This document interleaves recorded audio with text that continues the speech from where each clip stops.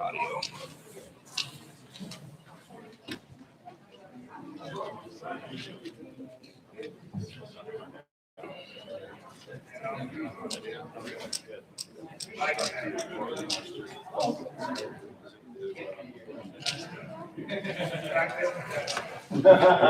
He asked me, and I wouldn't tell him.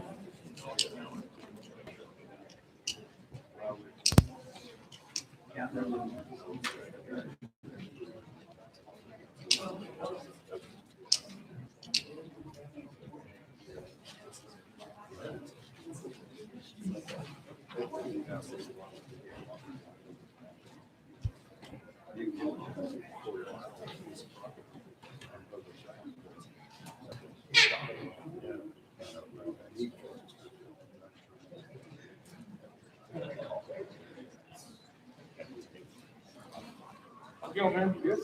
I forgot about the boot. Oh, that's a different boot today. She's on the ground. Oh, okay. So do that. Okay. You have to do it. Yeah.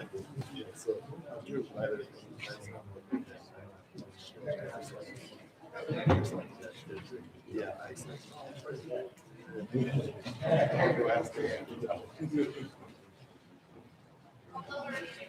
Okay.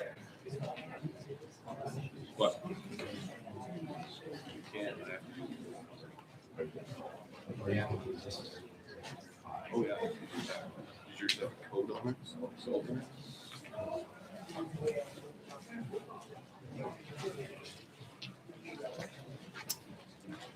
which app are you trying to use?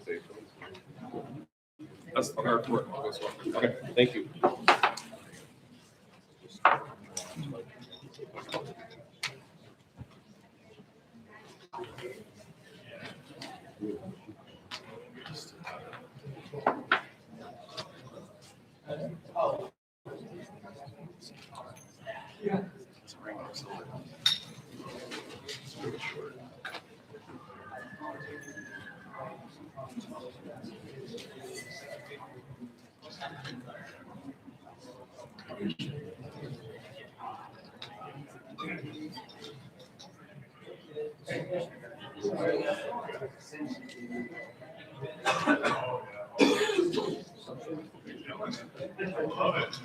Just doing it on his too.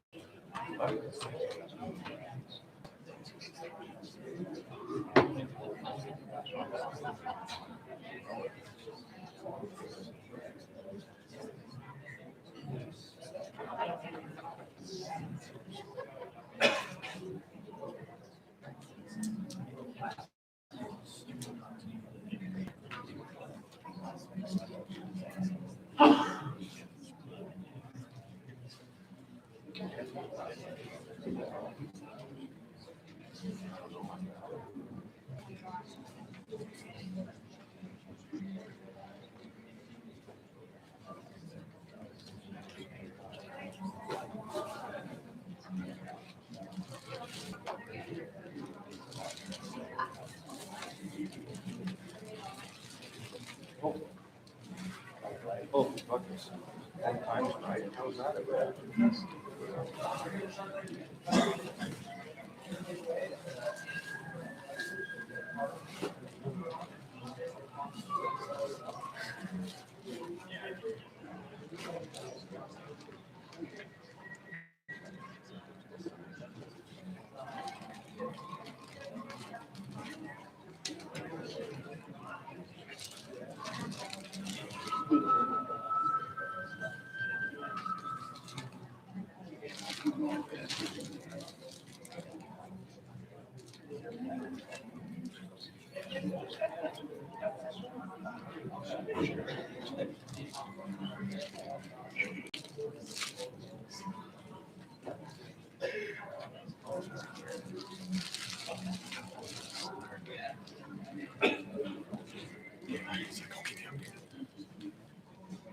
Who's up next?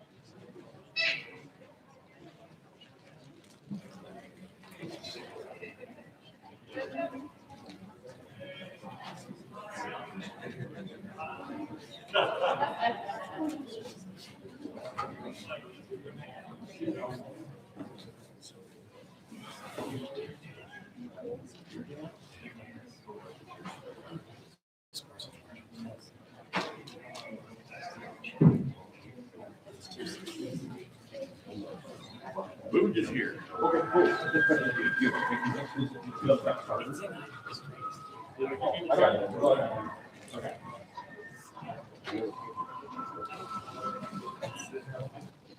Not 100% sure, but 75% sure.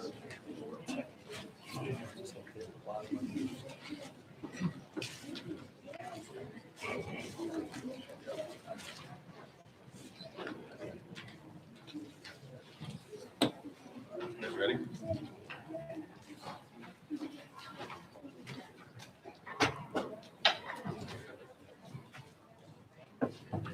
Good afternoon, everyone. My name is Eastman, and appreciate you guys taking the time to come down and listen to these guys lecture about draw odds and strategies, as well as tactics, public land hunting, elk and mule deer. First off, I want to start off. Everybody got a bag, and they're inside. There's a Sportsman's Warehouse coupon on the front side, the green side. There's a number. Sportsman's Warehouse was generous enough to bring us down here, bring the deer tour down here, booth 3248 if you haven't seen it, as well as give some cool stuff. So I'm going to give away a backpack. The number, hold on here, you guys go here. $13.92. There you go. This is an Everly stock backpack, the Kite. So it's modular design, you love it. It's a great day pack. We're also going to give, throughout the lecture, we're going to give a bunch of this stuff away. So stay tuned, stick around. And with that, I'd like to give it to Guy. He's going to talk about strategies on tags.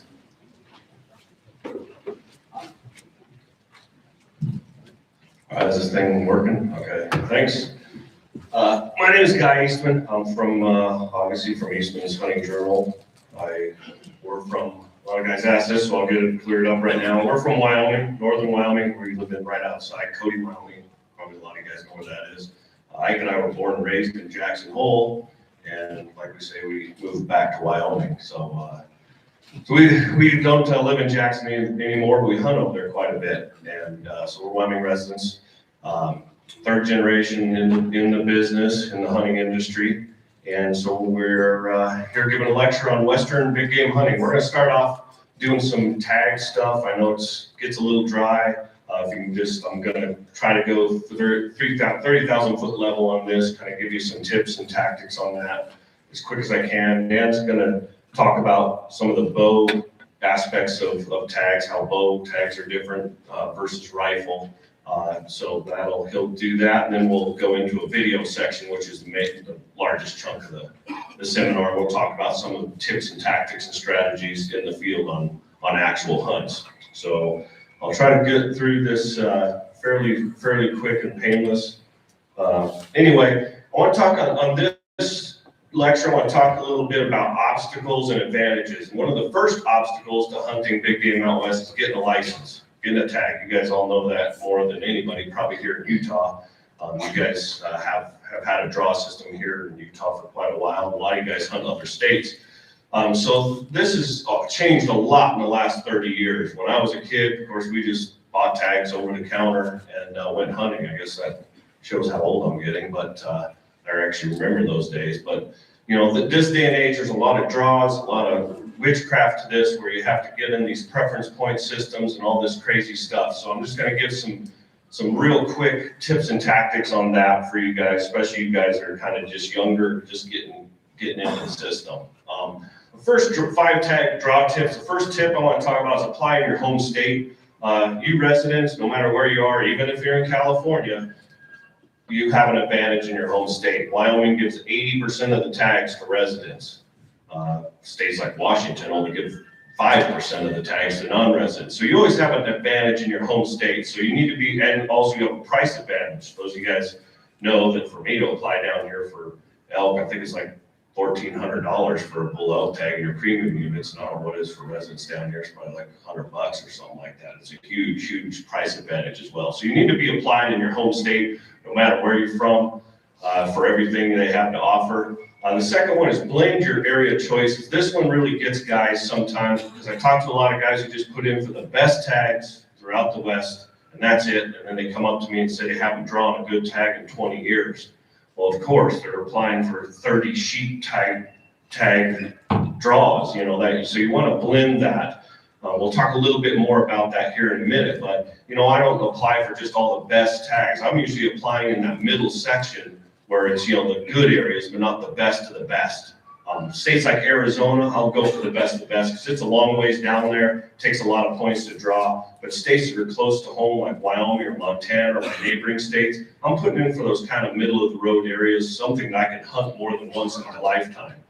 So kind of blend your choices. You want to have some hard to draw stuff and also some fairly easy to draw stuff as backup plans. Track your points. This stuff can get crazy. Those of you guys who do it probably know I keep a little spreadsheet, all the points I have in every state for every species. I think, again, I'll expose how old I really am. I have, I think, 265 points out throughout the West, all the different species and states. So it's a lot to keep track of, but you don't want to make a mistake and accidentally put in for a tag that took 10 points to draw when you really had 15 and you forgot. You know, that happens to my dad. I tracked his points for him, but he didn't do a real good job of it a few times. And so, you know, he kind of got on me one time because I put him in for an area that he had about 5 or 6 points too many that he needed. So you want to track those and really spend them wisely, so to speak. If you're just getting into it, this is for the younger guys who are just kind of getting going on this. Develop a core area of states and work out from there. Start with your home state and maybe start into some of your neighboring states and then kind of branch out. This stuff can get really expensive. That's kind of down 5. Number 5 here is keep a realistic budget. It can get crazy. These states have come up with more ways to fish money out of your pocket and not give you a tag that it blows my mind. Every time I do the research for our MRS, I'm like, oh my gosh, what does this state come up with now? Colorado's made a lot of changes. Those of you who applied last year in Colorado was what, $35 to apply for everything in the whole state? Boy, are you going to be surprised this year when you go to apply. They changed their system. Now it's $30 per species and you have to buy a hunting license. So what cost you $35 last year is going to cost you in the neighborhood of $300 or $400 this year. So they are really good because that's how they're having to make their budgets work, especially when they combine their game and fish department with the parks and rec, like states like Colorado and Montana have. They want access to those sportsman dollars. And so they're doing all kinds of really crazy things to increase their revenue. So set a realistic budget. You I think for me, just giving you an idea, I think cost me about $4,600 a year to apply. Now, half of that, over half of that, I'll get back when I don't draw. But still, you're talking burning $1,000, $1,200, $1,000 to $2,000 just out the window in these draw processes for nothing. Buying licenses in Nevada, I'll never use because I don't hunt chuckers. So you really got to pay attention to this stuff, or it can get out of control. You can get in some hot water with your significant other, like I have before. Oh, I'm going backwards here. All right, the next thing I want to talk about is our MRS section. Those of you guys who get the magazine, I think there's a magazine in all those bags, you can see. In the back of the magazine, every issue we print what we call an MRS, is a members research section. It's where we do all the research for you. Most of it's public knowledge, but the ratings are. You can see here, this is just an example for Wyoming elk. This is the state of Wyoming. Every single area is graded. Blue is the best, then green, then yellow. These orange ones are closed. It also gives you the wilderness and grizzly bear areas, so you can say 54, I don't want to hunt in the grizzly country, so you go over here to the bighorns. So you can kind of get a good idea, but also gives you ideas of what counties you want to be in. Like here's the top 10 Wyoming elk counties. If you're looking for the biggest of the big bull elk in Wyoming, you want to hunt in Park and Teton County. You can see how dominant Park County is, which is the county I live in. And Quota, that's around Cody and all this stuff on the east side of Yellowstone Park. All these blue areas right here produce a large majority of our boot and crockett elk. But here's I'll give you a little nugget of information here as well. You can, when you start really pulling this info apart, look at Teton County. Well, guess what? Teton County is over here. It's the grizzly zone, of course, and wolves and whatnot, but it produces still, even now, you see this lower bar, it produces a lot of boot and crockett elk. There's almost no limited draw areas in Teton County. They're all general.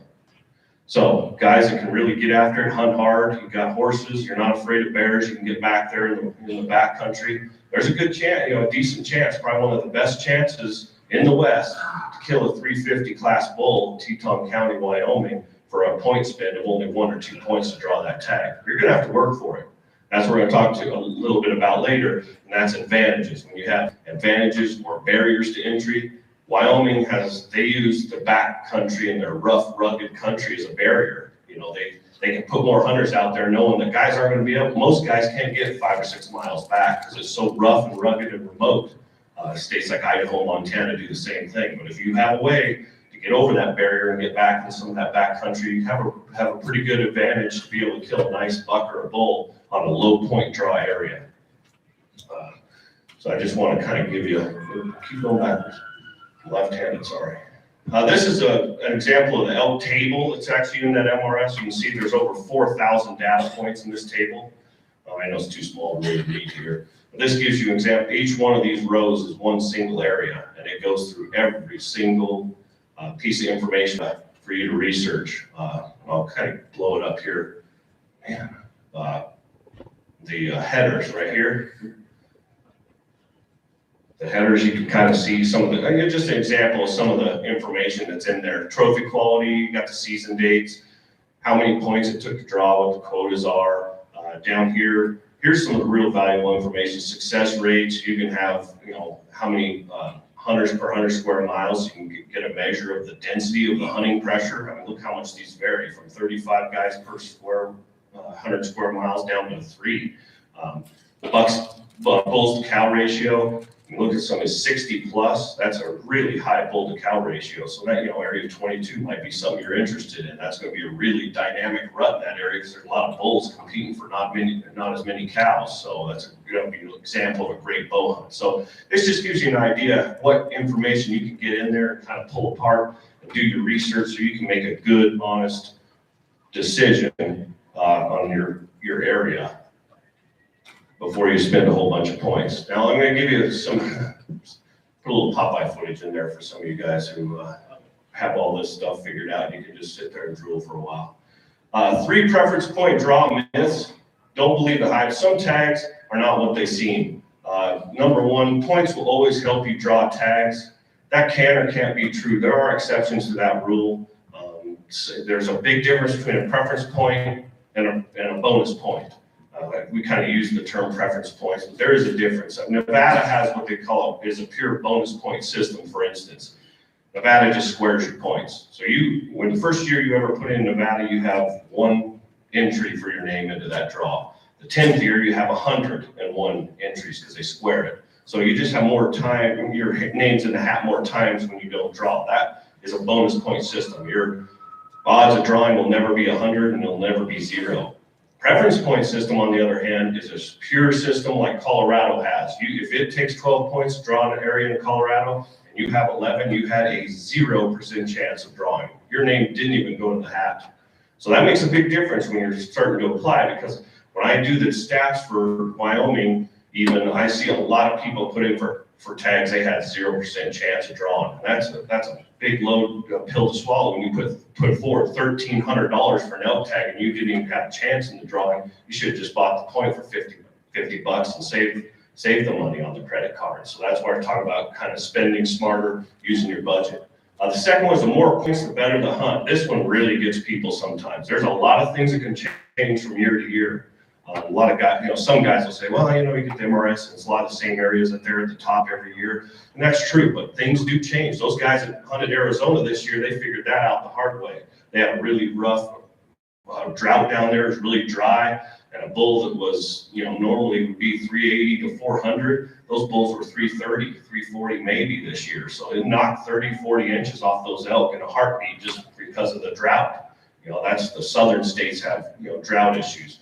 Further north you get is the winter range. Wyoming, Montana, and Idaho, we get those rough winters. They'll just wipe those bucks out, and we're, we're in their situation right now. We're in a rebuilding stage for big bucks. So you want to keep track of everything. And just because it costs more points doesn't necessarily mean it's a better hunt. And today's best tag is tomorrow's best tag. That's kind of plays on the same thing. These states will change things from year to year. They'll change their management plan. You guys have had that here in Utah. You guys are setting records left and right on big bull elk for about over a decade. And then this Game and Fish decided, you know what, we're going to open up some opportunity, a little better opportunity in these areas. And we don't need, to kill the bulls like you guys were 10 years ago, 15 years ago. You had to have bulls die in old age up there. They're just skimming not even skimming the cream off the top. So they said, well, we're going to reduce that average age of bulls by letting more hunters in there, and you still got big bulls, but it's not like it was 15 years ago. So tags were a little easier to draw, but if you use the standard of 15 years ago as your bench mark, it's not the same hunt as it was 15 years ago. So you always got to kind of watch that as well. Things do change from year to year.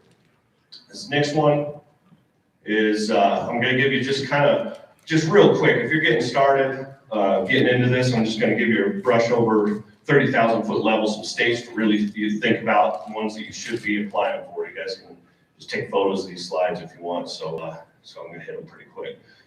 For elk, best general and over-the-counter options, these would be like a backup option. These are the options I can count on every 2 or 3 years. Colorado, Idaho, those have over-the-counter elk tags. Now, are you going to kill a 350 bull in there? Probably not.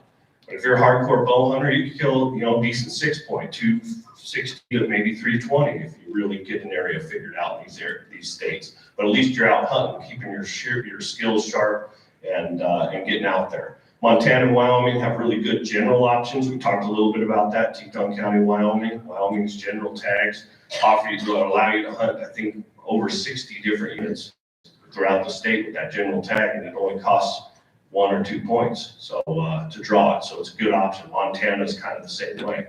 Best limited quota states, we're talking about blending our strategy. These would be my backups. These are kind of my go-tos. Limited quota options, Idaho, New Mexico, and Wyoming. Wyoming's kind of in both categories because that's general, but also has some really good limited quota areas.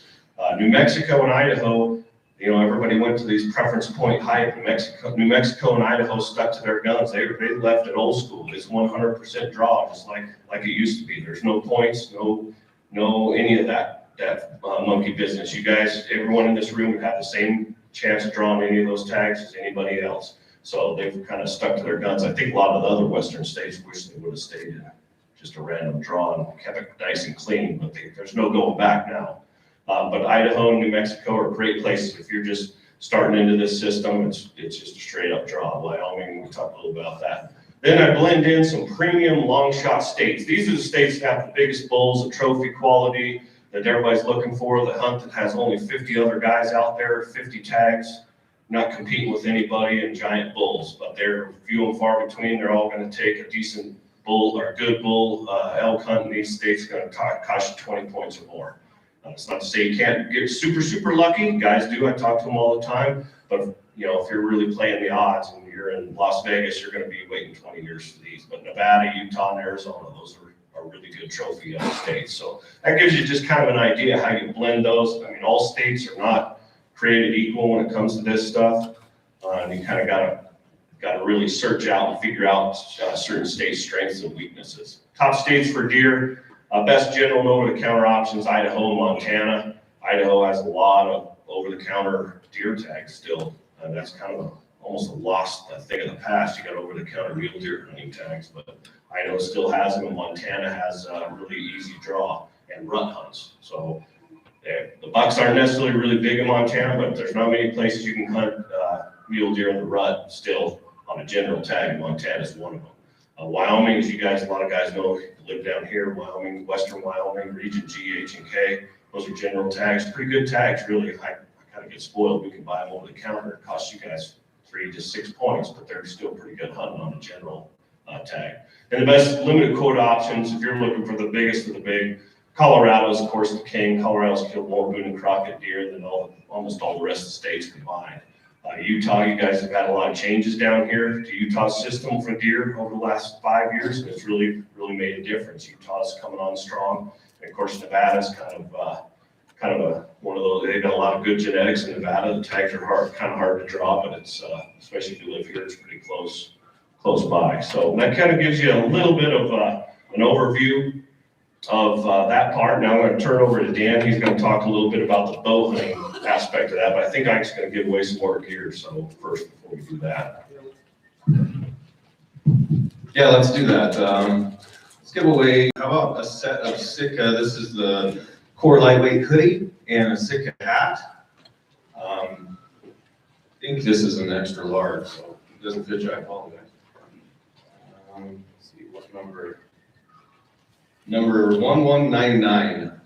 1199. All right, congratulations.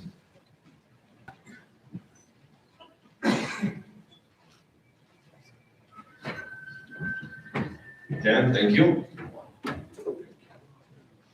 Hey guys, Dan Pickar here. I spent 25 years in Montana.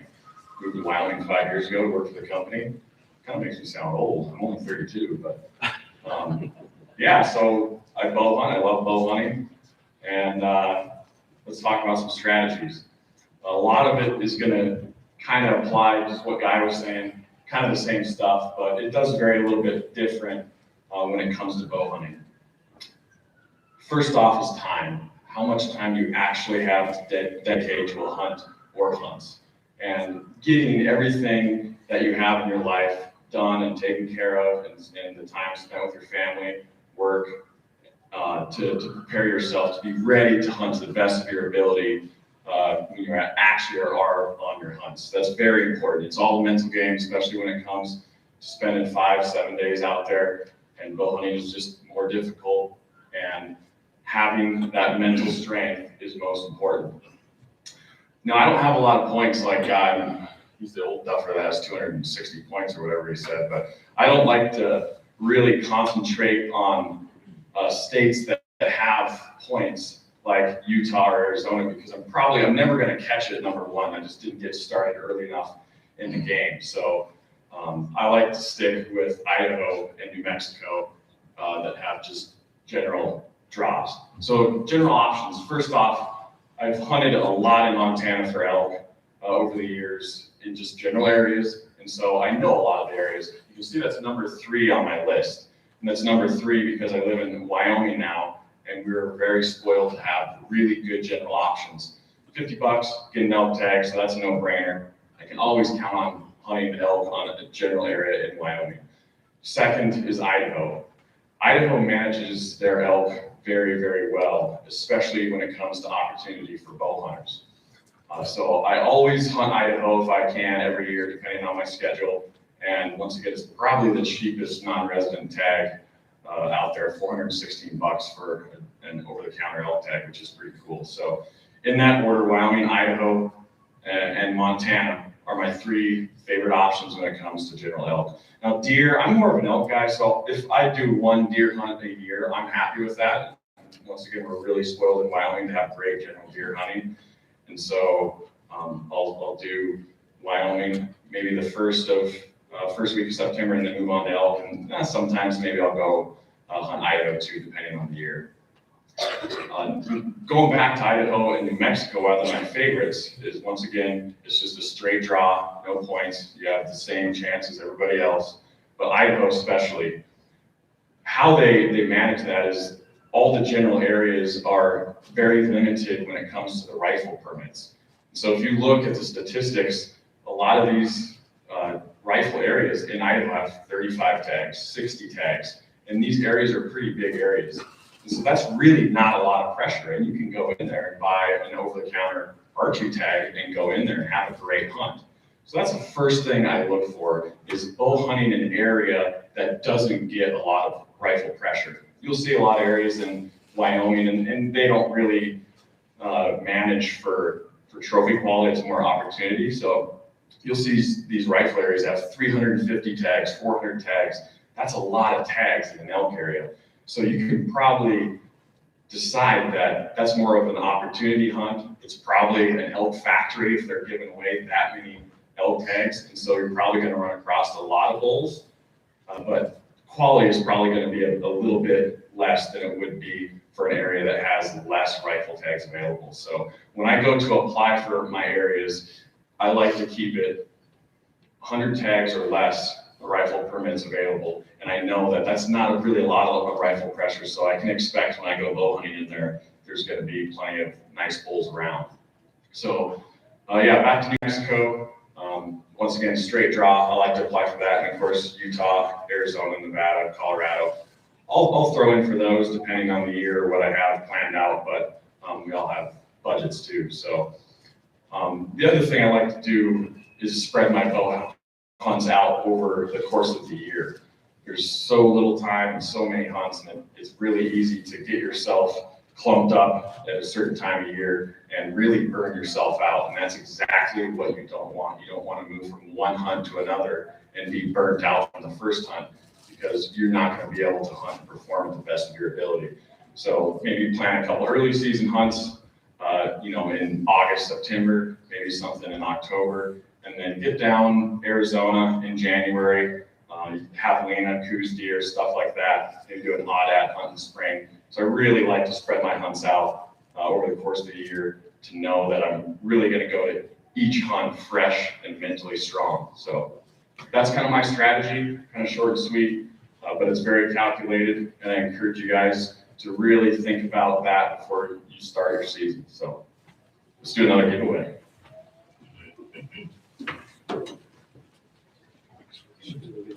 All right, let's give away a pair of Zamberlan boots. And how this works is we're going to do it Cinderella style, so you have to make sure you fit it. No, I'm just kidding. Zamberlan has a booth here, and I'll give you a card. The winner of the card, you just walk up, and the guy's name's Phil that's in that booth, and he'll fit you for a pair of boots, and for a pair of these boots, and ship them to you. So with that, number 1335. 1335. All right. Congratulations. I'm excited enough. I know.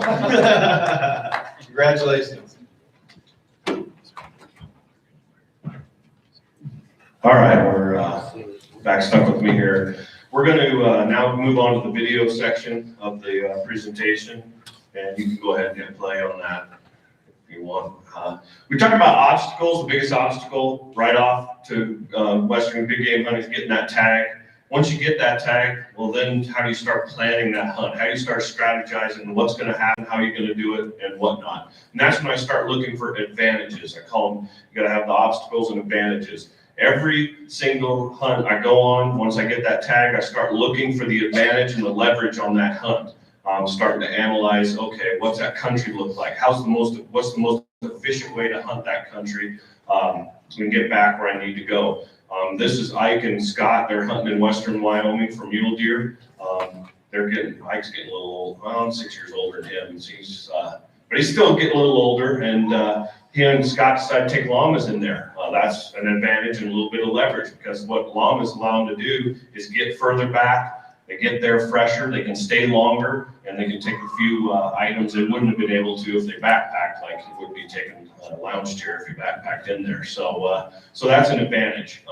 They're looking at this area. Those guys have hunted over there. Like we talked earlier, that's the boundary to entry in that area, is the rough, rugged country. That's how the game and fish is able to let a lot more tags loose in that area and not get a lot of deer killed, because it's really rough and rugged. So Ike and Scott know that, so they're using llamas as an advantage to get back there. But you see how they're hunting here. They're just being real strategic. Scott's back in the shadows. He's glassing. You see these bucks are moving from their feeding area. They're feeding out in these little pockets, and then they're bedding in these black timber patches. And so they're just, you notice they're not down in this bottom, stumbling around and fumbling around and pushing deer around. They're up on the ridges looking from a long ways away. And after 2 or 3 days, they finally find a good buck. Never move for 2 or 3 days, and finally this buck's making a mistake and he's coming out where they can get a good glimpse at him. But you notice this buck, he's like, here's his young dumb buddy with him, but this is a smart buck. You notice he's like a vampire. He's sticking right to the edge of those shadows. He's not coming out in that sun. They've shed their velvet. This is the 15th of September. These bucks are kind of on easy street, and he's headed to his bedding area. But Scott and Ike, from sitting a long ways away, were able to glass the buck up, get within shooting range, not get down there and get too close. I know that bow hunters have a hard time when I say this, but when you're rifle hunting, you can get too close to a deer or an elk. I try to get 200 to 300 yards. You get in under 100 yards and you don't have a lot of room for error. One click of a safety or one bullet dropped on the ground and the game's over. So they're getting, good distance, 350 yards. Scott gets set on him and hammers a buck right before he goes into the dark timber to bed down. Hunting an area over and over again is probably the largest advantage I can ever get. After reading literally thousands of stories and articles in this magazine of big bucks and bulls killed over the years, if there was one theme that runs through a lot of those stories, a lot of times the people had hunted that area over and over again. That doesn't always mean they draw it over and over again. They may hunt with their buddy or their wife drew it or someone they knew and they went along on the hunt. A lot of times these people or these hunters in this magazine have and others, they've hunted the area before, and that's a huge advantage. And Ike and Scott have hunted here before. They don't always kill a big buck in here, but they know they're there. They're in the right spot. They're in the right county, the right area of the state where the genetics are good, the feed's good. Last year was a good year for feed. The bucks were pretty good, in good shape. We're coming off a few bad winters, so they're kind of rebuilding the herd a little bit. So it's kind of a rebuilding year. This is further north in Region H in Wyoming. It's a little easier to draw. This is actually a wounded warrior that we took hunting up there. It's pretty embarrassing when the wrangler has to point a deer out to you. But we had a guy with us to watch the horses. Those of you guys who are stock people, Ike and I grew up with horses. They're kind of like a babysitting job. So we sometimes bring someone to babysit the horses, and the wrangler taps us on the shoulder and said, we were looking at a black bear down below. He said, what about that buck watching you up above? I said, oh yeah, he's got a 6-inch shooter. I guess we'll shoot that one. That was kind of a little embarrassing. Probably my dad would be horrified if I was showing you guys this and my inept ability to spot bucks. But this is a really good buck. This is, getting toward the end of September. I think it's about the 20th of September. Again, these bucks shed their velvet. Those of you guys that hunt these deer a lot know, once they shed their velvet, they become a different animal versus what the bucks Dan would be hunting in, 2-3 weeks earlier in the velvet. This buck has a lot of trash. It's just a really, really old buck.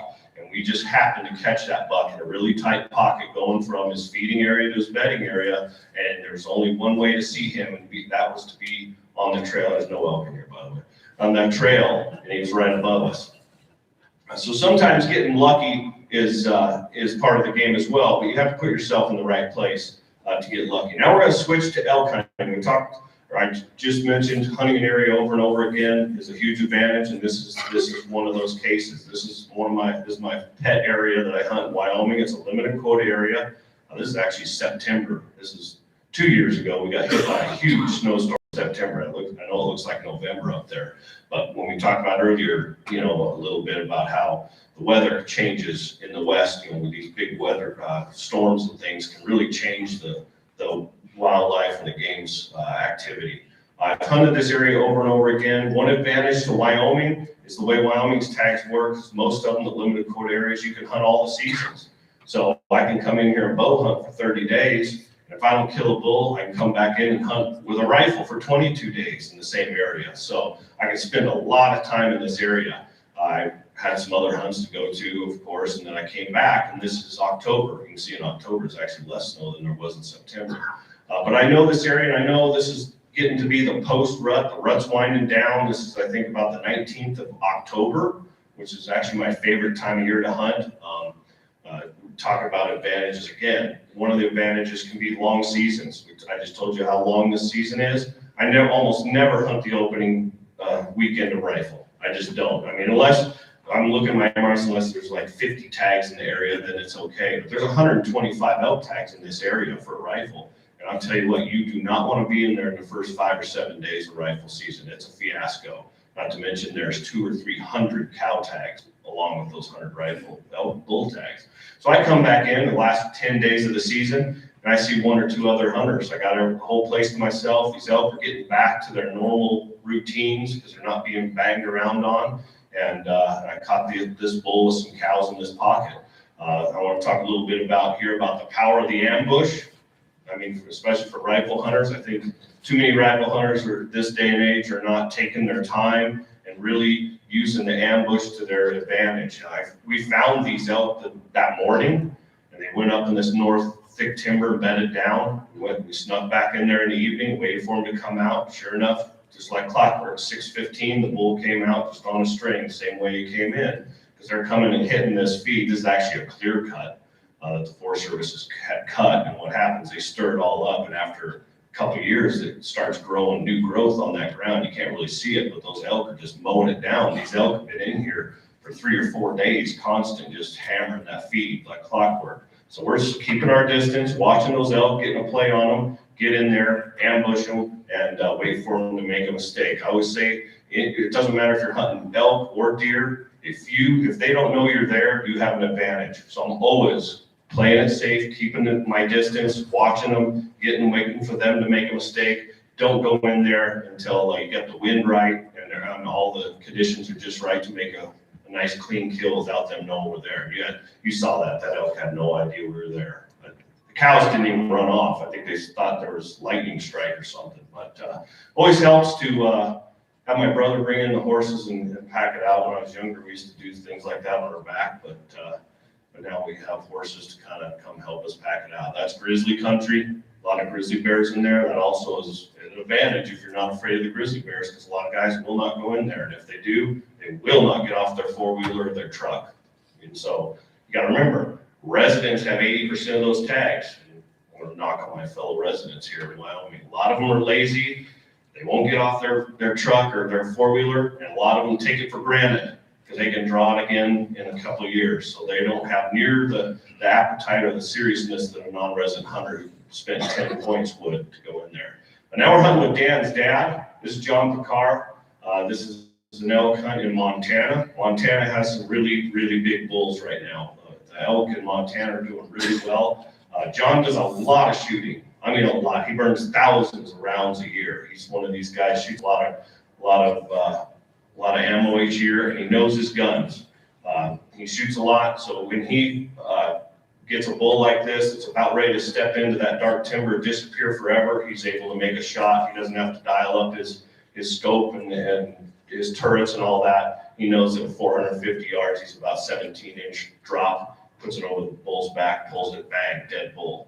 So, having just equipment and knowing your equipment can be an advantage. Dan's going to talk now, or we'll probably do a giveaway, and then Dan will go on to the bow hunting. You want to do it? Yeah. Let's give you the number. 1391.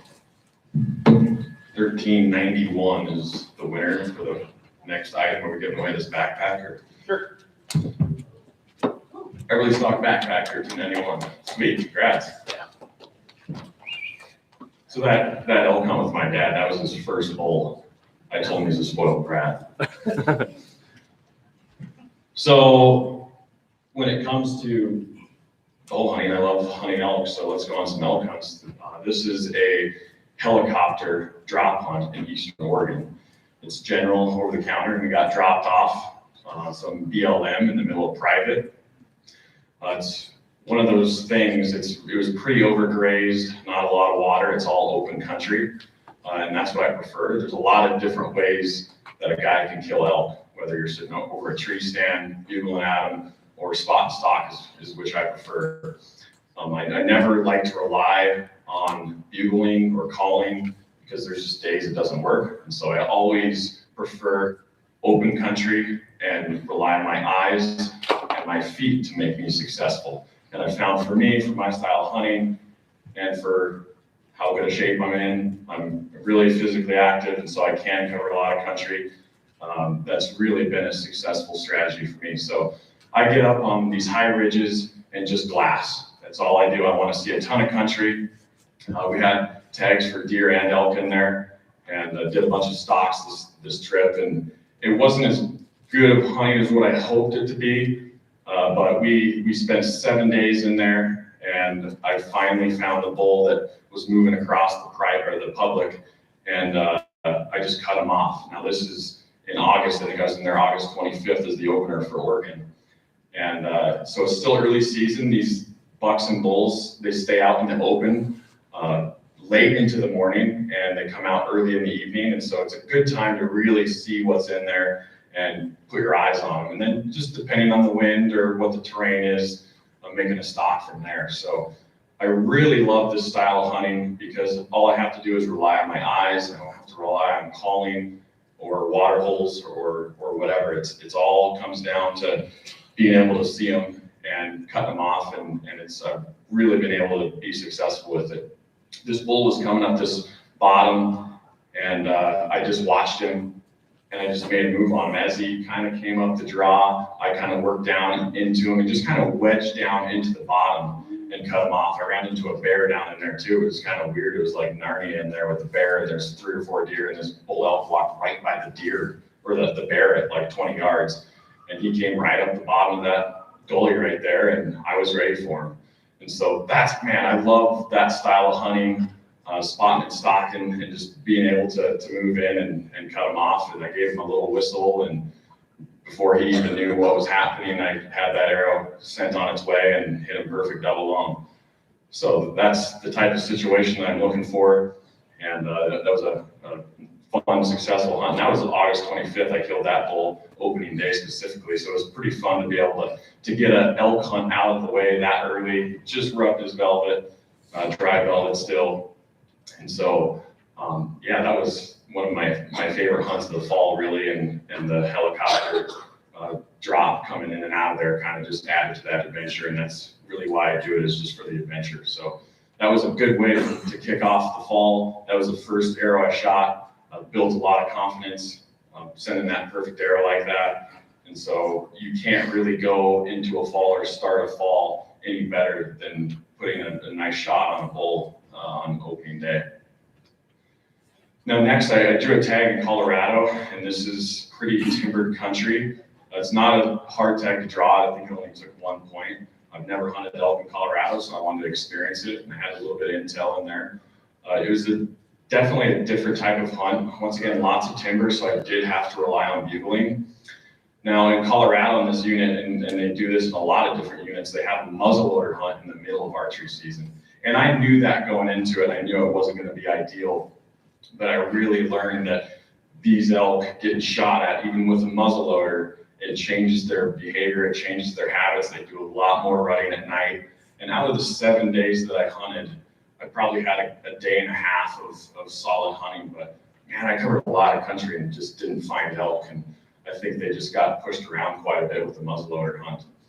So this is one of those hunts. We ended up 6.5 miles from the truck, and we were hunting a tree line up there, 11,000 feet.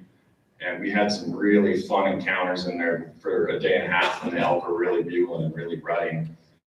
And we did call in some 5-point bulls, and I discussed it with my camera guy, and I was like, man, I just do not want to pack a 5-point bull 6.5 miles out of here with just me and him. And so I didn't kill a bull on this hunt, and that's the reality of bow hunting. It's nice to always be successful, and I always work hard at it out there, but in reality, to have 100% success is pretty much impossible when it comes to archery hunting. But I learned a lot about that country and hunting in that area, and it's a little different type of hunting than I experienced in Wyoming or Idaho or even Oregon. But some of the bugling action was really fun. And this day specifically, there are some cows going into estrus, and I called in a 5-point bull earlier, and then right there at the end of light, I called in another little 5-point.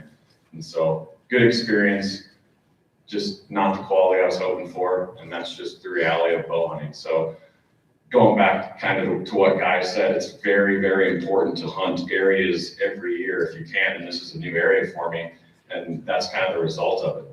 If you find success in an area, stick with it, hunt it every year, and success will probably find you as well. Now this is Wyoming, and I started hunting in here, I think it was the opener actually, maybe the 2nd of September.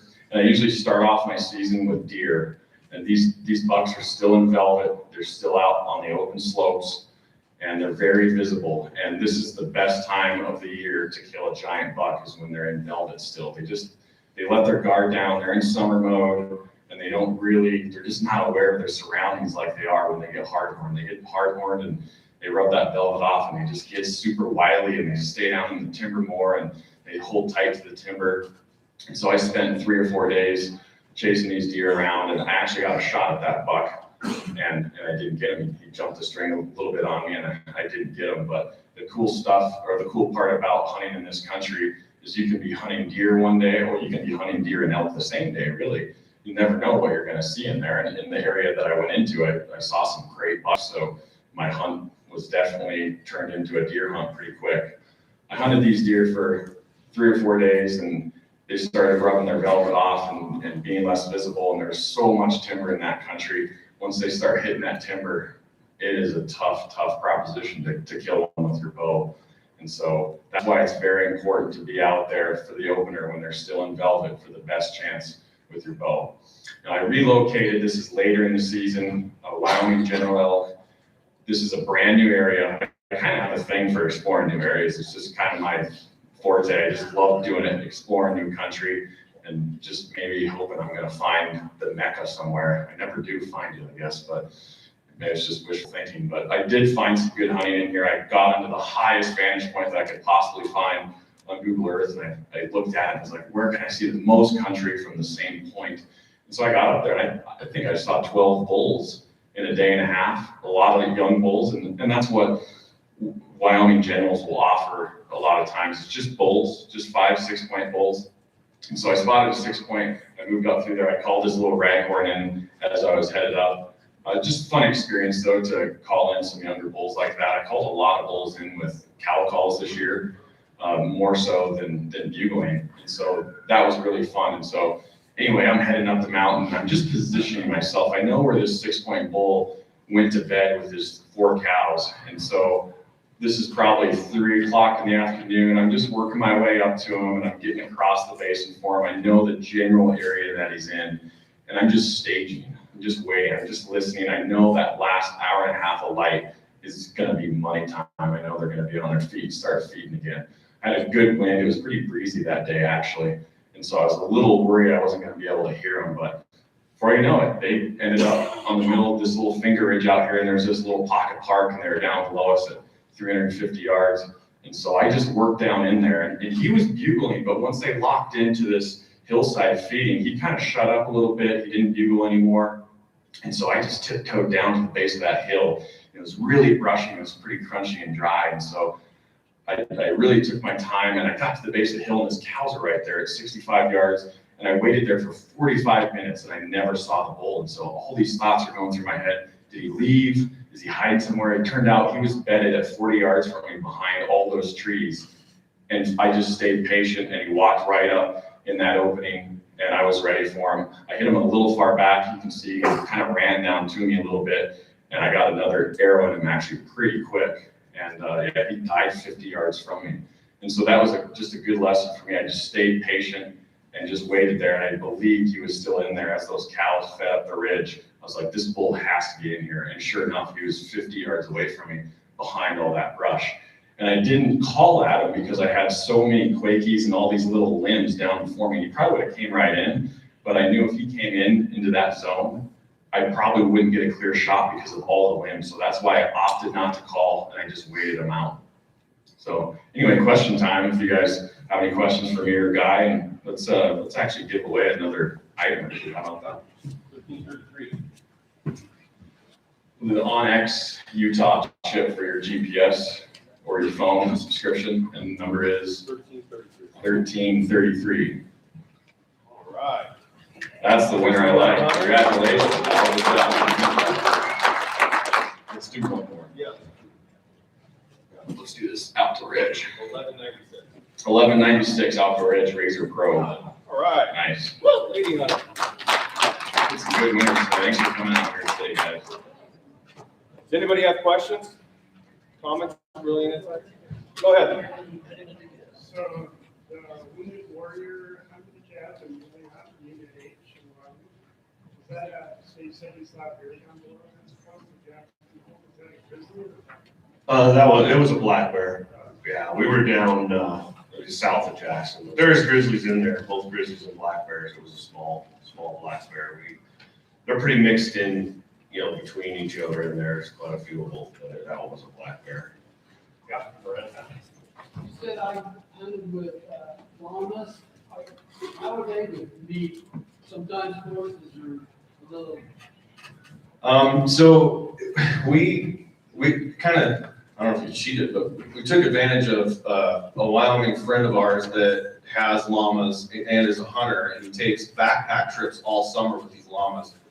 And he hunts off these llamas in the fall, as he does. And so the two llamas that we had zero problem with them. And it was nice because they were in way better shape than we were. And yeah, they didn't care at all. It was kind of nice because we were able to packed our stuff in, and then they packed the meat out, and we packed our own gear out. It was perfect.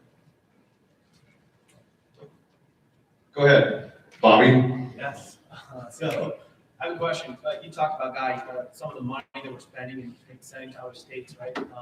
Is there a good resource where we can find the transparency of what's going towards conservation as opposed to what's going towards state and those type of fees for licenses? What's a good resource for that? You asked a very complicated question in a short amount of time.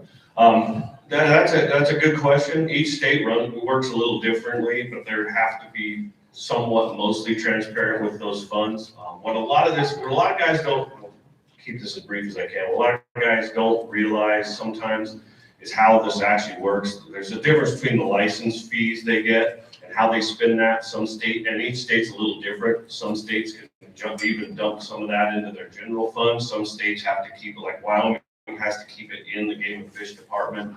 You can look at their budgets and see how they're spending that. They publish that. But what the big kahuna when it comes to money in state agencies is what they call the Pittman-Robertson dollars. Those are tax dollars. When you buy a box of ammo or a gun out there, you go over to Sports Warehouse after this and buy a gun, that's tax. Those tax dollars go into a pool in Washington, D.C., a federal pool. And then that federal money each year is divvied up to each state by the amount of sportsmen they have.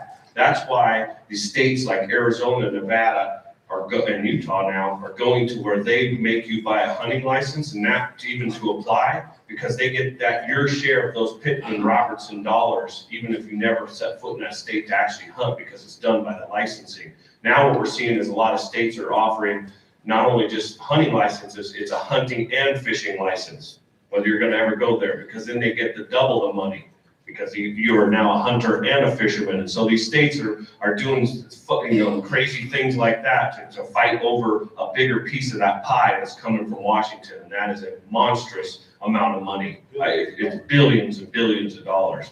And I'm going to pat ourselves on the back here a little bit, and all you guys in this room, we are the ones that shoulder the responsibility to manage this wildlife, almost 100%. The wildlife in America, the funding to do that is almost 100% contributed by hunters and fishermen.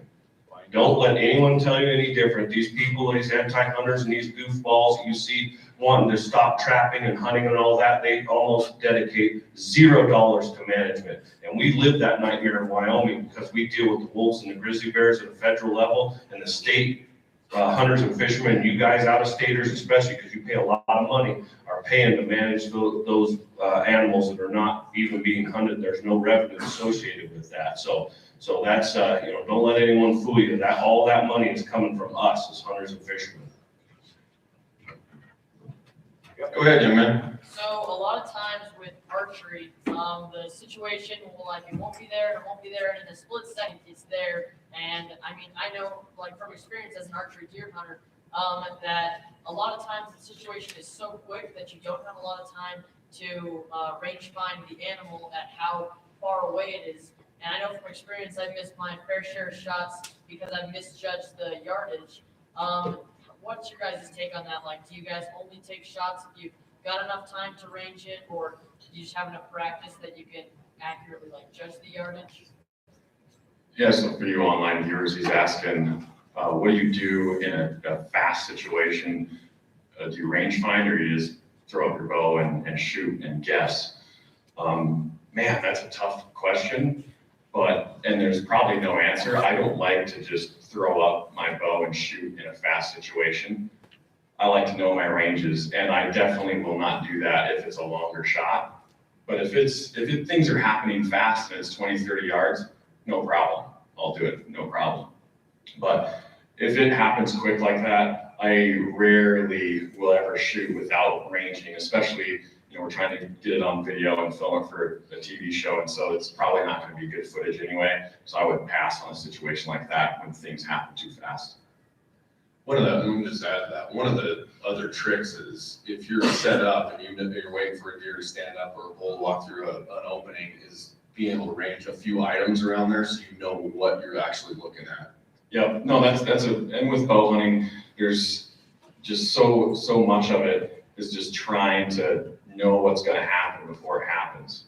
And all you can do is just hunt as much as you can and gain experience that way. And I still have situations like that where it just happens too fast. And that's hunting. That's just the way it is. But just keep hunting and get another opportunity. That's all you can do. Do we have any online questions? And any other questions? Go ahead, sir. In the back. I got here a little late, but where was this bull shot? What state?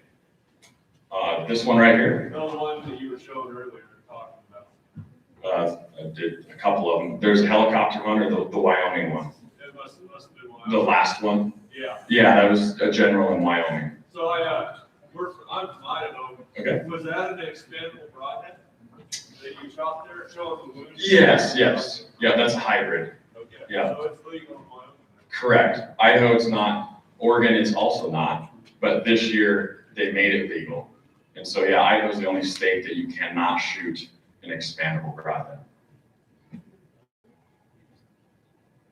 Go ahead. So, with you guys being in Wyoming, hunting with horses and the bears around, what do you do in camp with your horses? What deterrents do you use to keep the grizzly bears, wolves, other predators out? So horses naturally don't usually get affected by bears. Bears are bullies, and horses look huge to them. In fact, you're safer on a horse than any other thing as far as a grizzly bear, as long as the horses are used to bears. Our horses have no problem with bears. In fact, we have a mare that will actually chase a bear off. If you ever seen Lonesome Dove, we have the same name for her. But as far as other animals like those llamas, bears don't really affect. The guy that we rented them from told us a story that he had 2 male llamas actually kill a bear about 15 years ago. They are mean. They can be extremely mean. The main thing with bears though is just keep a clean camp. Hang your food a long ways away. Don't have toothbrushes and toothpaste in your backpack. They're very curious. My dad calls them the monkeys of North America. They just get into everything.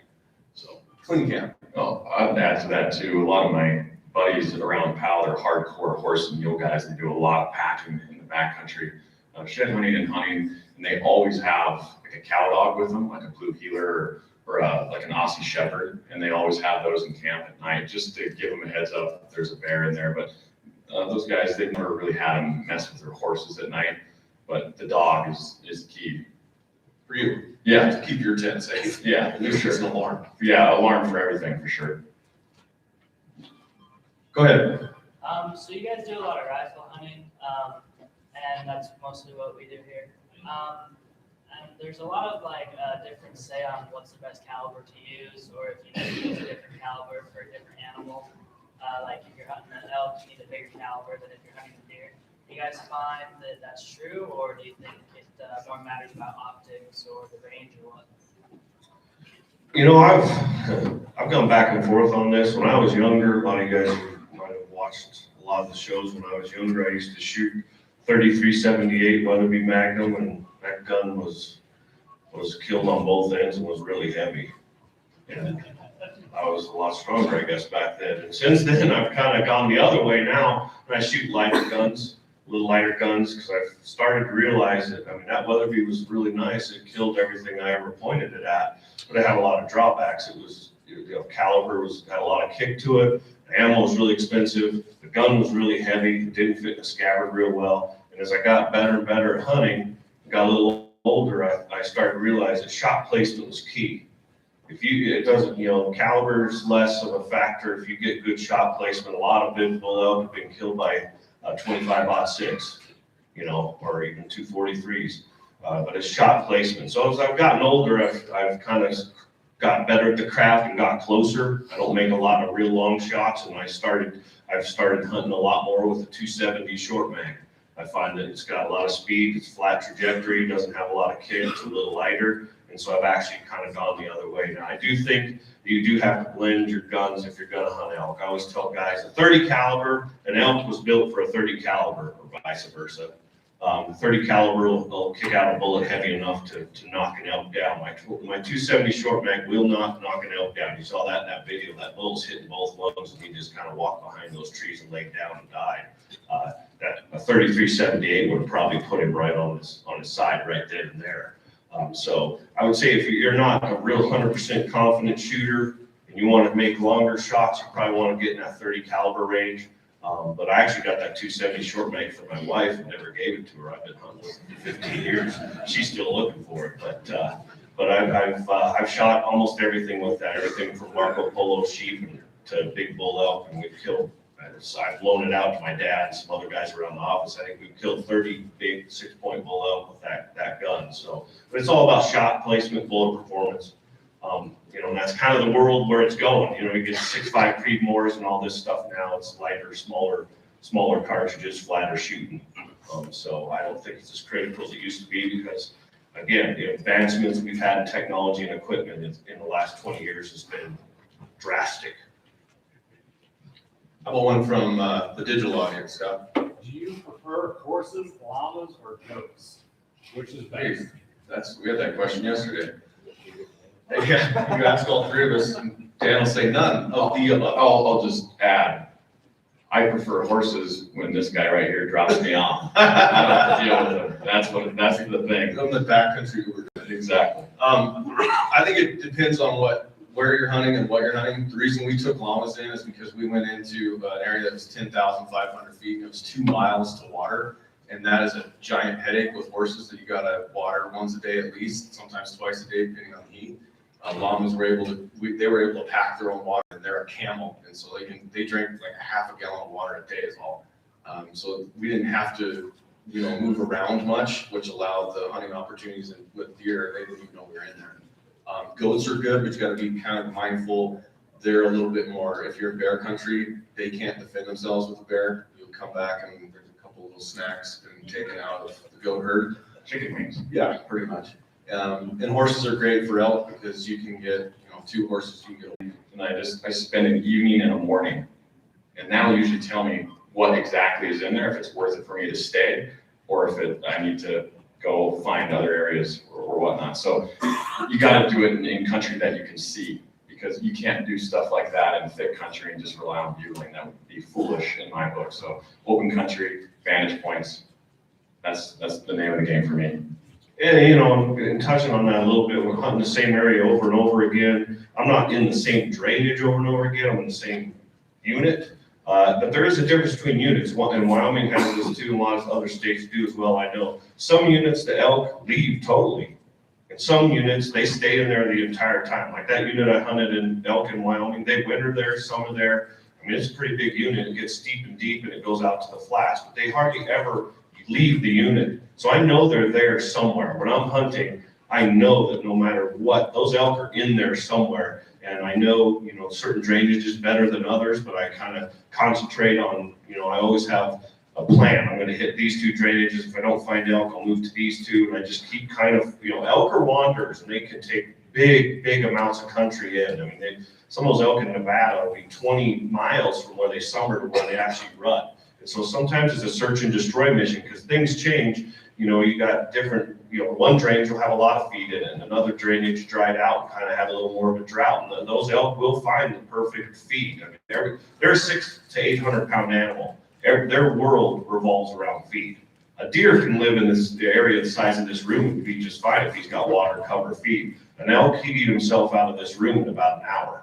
You know, so there's a difference between hunting elk and deer, and you hunt them a little different. Deer is more of a strategic chess game in more, you know, tight country, really looking at a drainage for 4 or 5 days, like Scott and I did. They're looking at that big drainage on a vantage point for 3 or 4 days before they find that buck. An elk, usually in about 24 hours, you can see if the elk are there or not. I mean, it's like glassing up horses. I mean, if they're not there, move on.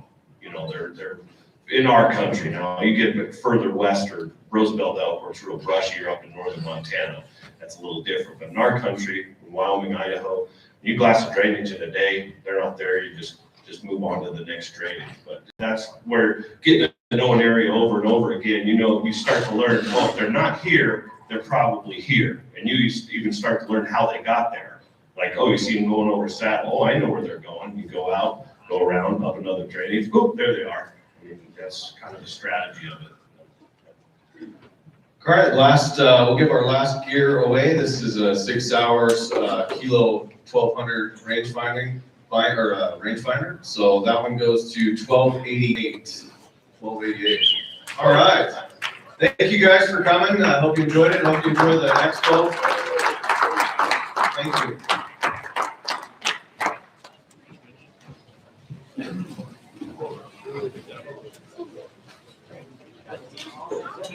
Thanks, sir. Hi. Good to see you again. Yeah, thank you. Again. Good luck. Congratulations on winning